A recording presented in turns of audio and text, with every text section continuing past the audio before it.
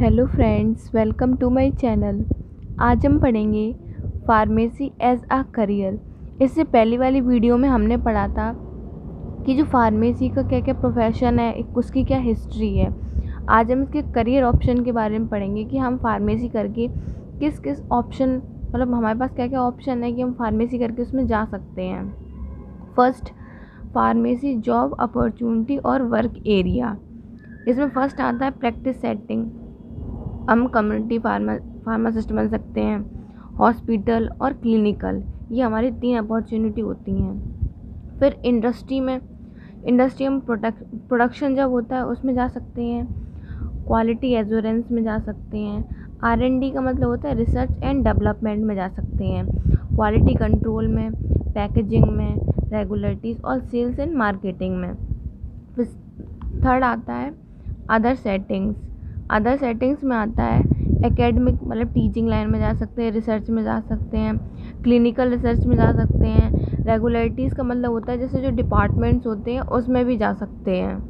Career scope of pharmacy professors, career scope में आ जाता है। इस टॉपिक से बहुत बार क्वेश्चन पूछा जा चुका है कि उसके फार्मेसी के क्या क्या करियर स्कोप है। तो फर्स्ट पढ़ते हैं, career scope and job opportunity in pharmacy field are huge, बहुत ज़्यादा है due to the opening of large pharmaceutical companies, क्योंकि बहुत ज़्यादा कंपनी है तो बहुत ज़्यादा उसकी जॉब अपॉर्चुनिटी है। The future in the field of pharmacy is bright, बहुत ही ब्राइट है future. Numerous jobs are available, बहुत सारी नंबर ऑफ जॉब्स अवेलेबल रहती हैं फार्मासिस्ट की, government as well as private, मतलब गवर्नमेंट जॉब्स भी रहती हैं और प्राइवेट जॉब्स भी रहती हैं। Organization mentioned below or the sum of the opportunity of the pharmacy professions can be, बहुत सारे इसके प्रोफेशंस हैं फार्मेसी के। आइए देखते हैं कौन कौन से होते हैं। फर्स्ट आता है research and development. The pharmacy industry is one of the industry that on research and development for the option M pharma. जब जो रिसर्च एंड डेवलपमेंट में जाता है उसको एम फार्मा और PhD करनी होती है। और उस एम फार्मा और PhD में क्या होता है, एक कोई ड्रग दी जाती है, उसके ऊपर रिसर्च करी जाती है, प्रोसेस होती है, उसके ऊपर फॉर्मुलेशन, उसकी दवाई बनाई जाती है, क्लिनिकल ट्रायल होता है, टॉक्सिकोलॉजिकल स्टडीज़ होती हैं, अदर्स। ये रिसर्च एंड डेवलपमेंट में आता है। Second, analysis and testing, QA and QC। Analysis और testing go hand to hand. जब कोई भी प्रोडक्शन होता है तो उसकी पहले पूरी तरीके से एनालिसिस की जाती है, उस प्रोडक्ट की टेस्टिंग करी जाती है। Maintain a proper quality control and quality assurance for the same highly skilled staff, उसके लिए बहुत हाईली स्किल्ड स्टाफ होना चाहिए, कंपनी को रिक्वायर रहता है, जो कि बहुत अच्छे से एनालिसिस कर सके और डील कर सकते उस सारी चीज़ों से। थर्ड आता है production and manufacturing. The option is working in production is use. जब कोई भी प्रोडक्शन होगा तो जब प्रोडक्शन होता है वो लार्ज अमाउंट में होता है। One can start her own venture, अपनी हम खुद की भी कंपनी खोल सकते हैं, खुद की प्रोडक्शन मैन्युफैक्चरिंग खोल सकते हैं। वर्क एज समवन प्रोफेशनल, या फिर हम किसी के अंडर में काम कर सकते हैं। Production and manufacturing are not required for pharmaceutical but also for biotechnology production. हम बायोटेक्नोलॉजी प्रोडक्शन में भी जा सकते हैं, सर्जिकल ड्रेसिंग में भी जा सकते हैं। हर एक चीज़ के लिए इंडस्ट्री है, तो हम किसी भी इंडस्ट्री में प्रोडक्शन एंड मैन्युफैक्चरिंग में जा सकते हैं। Pharmacist also require for the production of cosmetics, ज़रूरी नहीं है कि हम मेडिसिन में ही जाएँ, कॉस्मेटिक में भी जाते हैं, सोप बनाने में भी, टॉयलेटरीज एंड डेंटल प्रोडक्ट्स में भी फार्मासिस्ट का ज़रूरी होना होता है। फिर आता है हॉस्पिटल्स।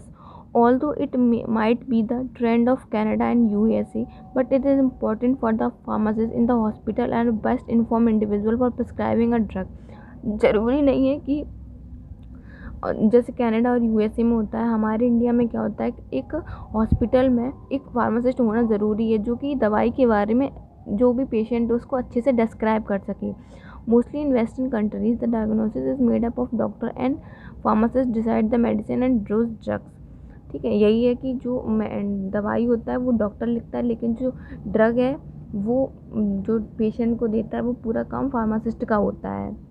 ड्रग इंस्पेक्टर बन सकते हैं, असिस्टेंट ड्रग कंट्रोलर बन सकते हैं, डिप्टी ड्रग कंट्रोलर बन सकते हैं, the drug controller and state and finally DCI Drug Controller of India is an option are inspired the drug that inspector is expert monitoring the utility and quality and safety of a drug के बारे में जितनी भी safety हो गई हैं। और जब जैसे कोई टाइम होता है, जैसे दीपावली का टाइम होता है, तो जो मिठाई की दुकान पे आते हैं, ड्रग्स चेक करते हैं उसकी क्वालिटी अच्छे से दे रहे हैं कि नहीं। उसी तरीके से जो ड्रग्स होती हैं मेडिकल शॉप्स, ड्रग इंस्पेक्टर होते हैं वो मेडिकल शॉप्स पे जाते हैं, ड्रग की क्वालिटी को चेक करते हैं कहीं वो पॉइजनस तो नहीं है, एक्सपायरी डेट तो यूज़ नहीं कर रहे। 6 आता है clinical research associate. Clinical research associate organizing and monitoring clinical trial. जितने भी क्लिनिकल ट्रायल होते हैं हम उसमें भी जा सकते हैं।